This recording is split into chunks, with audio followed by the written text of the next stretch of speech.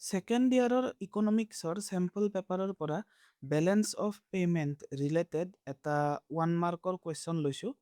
Question dise if in an economy the balance of trade is showing a deficit of rupees 200 crore. মানে এখন ইকনমিৰ balance of ট্ৰেডৰ 200 কোটি টকা ঘাটি ওলাইছে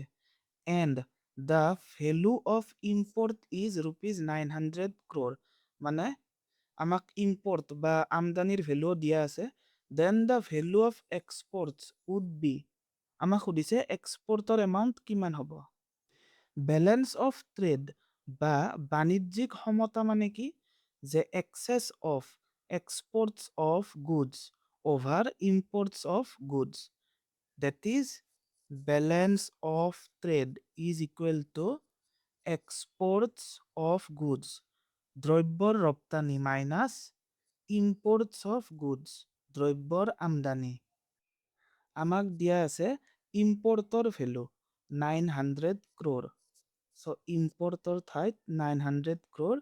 আৰু বেলেঞ্চ অফ ট্ৰেড ডেফিচিট মানে ঘাটি দিয়া আছে rupees 200 crore that is BOT ঘাটি হলে কি হ'ব নিগেটিভ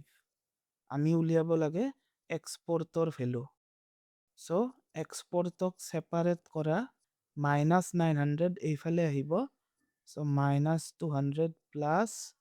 900 therefore আমি এক্সপোৰ্টৰ ভ্যালু কিমান পাম